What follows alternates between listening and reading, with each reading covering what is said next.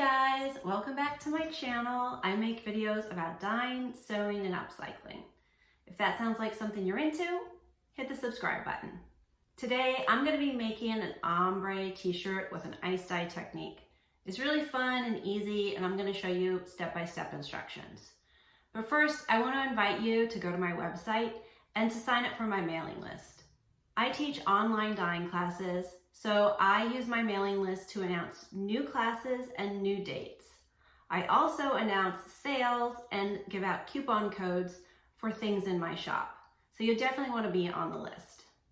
If you like this video, be sure to give it a big thumbs up. It really helps my channel. All right, without further ado, let's get started. All right, so as always, you guys know I like to put my supply list down in the description below. I used the Tulip tie-dye kit for the dyes for this project. I used a pre-washed cotton t-shirt. I have an 18-gallon tote, a 5-gallon bucket, a beach ball, soda ash to soak my shirt before the project, a stir stick to use in the soda ash solution. Of course, you're going to need gloves to protect your hands, a dust mask for when you're working with powdered dyes, cardboard, scissors to cut the cardboard,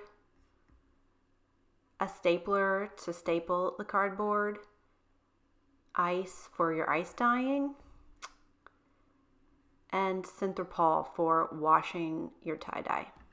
So I have my pre-washed t-shirt in the soda ash solution and I'm soaking it for 10 to 20 minutes. At this point, it's been in there for about 10 minutes and I'm gonna move over to my dyeing station and begin to set up for the ice dye. So I always like to do it in an area that can get kind of messy and is easy to clean up.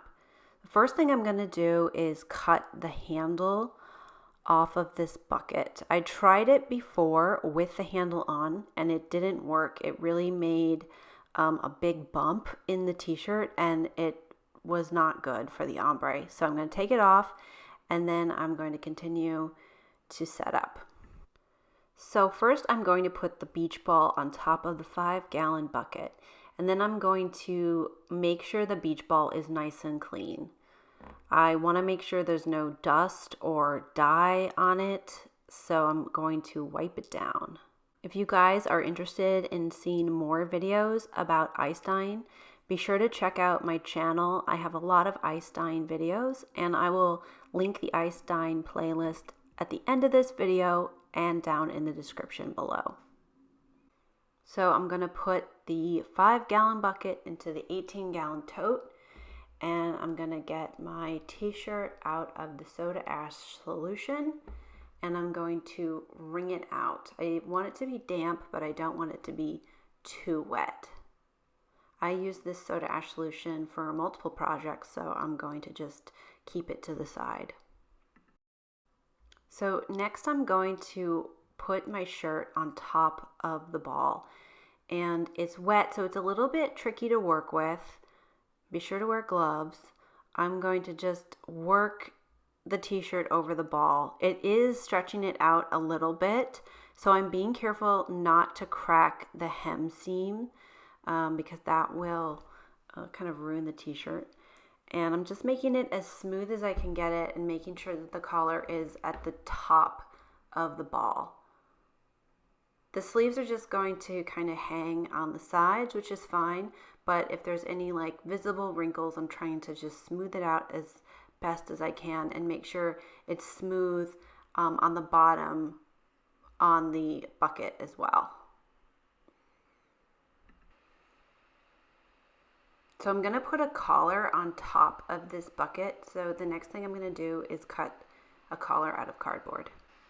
I'm going to cut this cardboard into strips, and this is almost more like a cardstock, which I like working with because it has like almost like a plastic coating on it. So it holds up pretty well with the ice, which is going to get it all wet. And it's thin, so I can shape it easily into a circular shape. And also I can make it as big or as small as I want it. So that's really handy with this type of cardboard. I'm just going to staple it all together.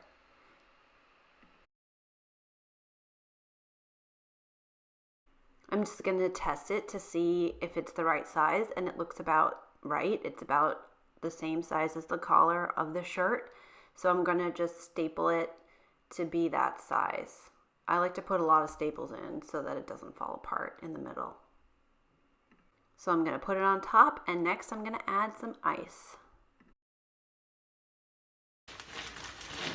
Carefully put some ice there.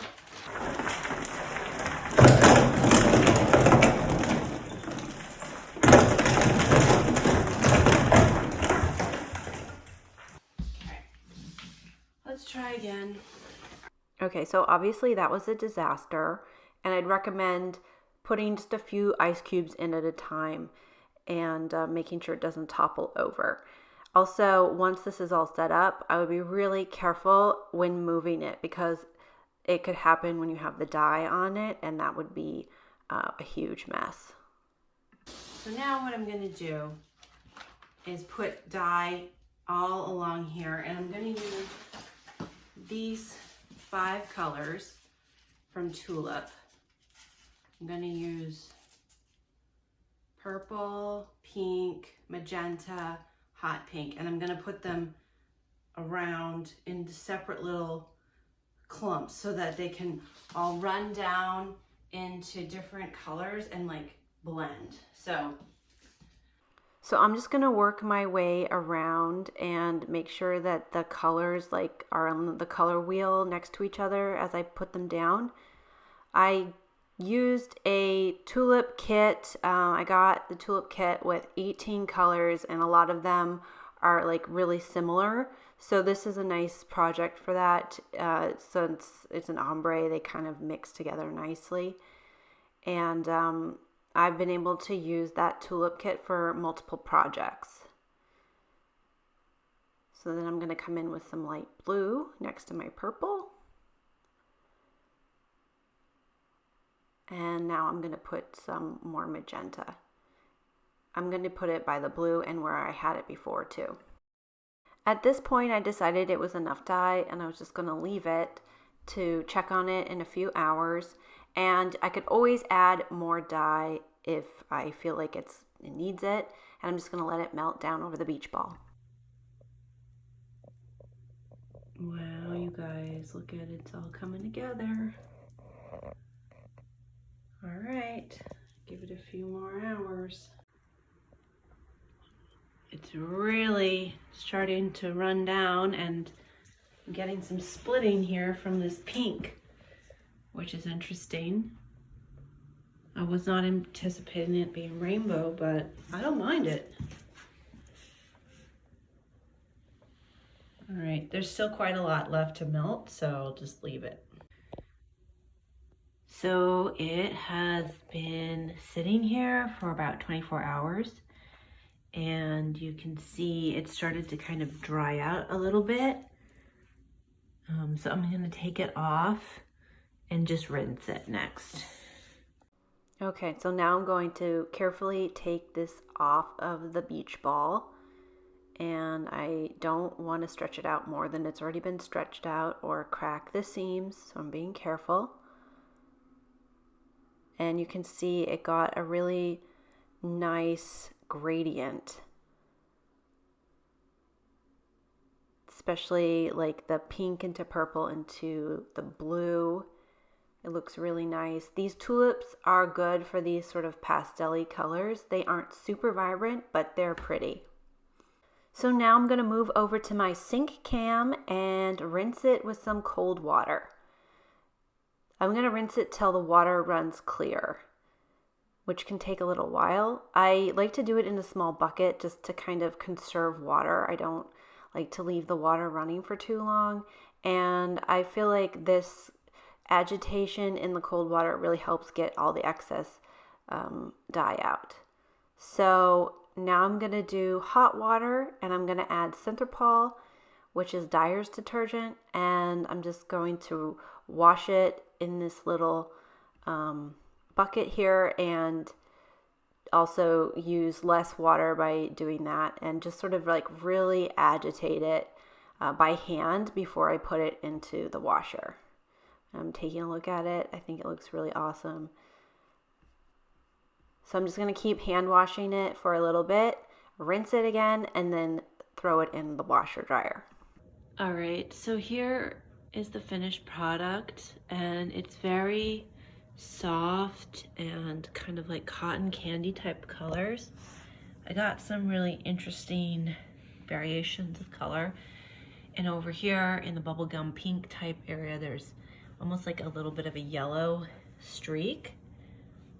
I'm gonna turn it over for you guys so you can see how it turned out on the other side, because it's like a 3D design. So here it is with the pink on this side, and then there's like blue into the purple and back into like a fuchsia color. I'm pretty happy with the way it turned out. I got a little speckling at the top, but that just happens sometimes when you're doing ice dyeing.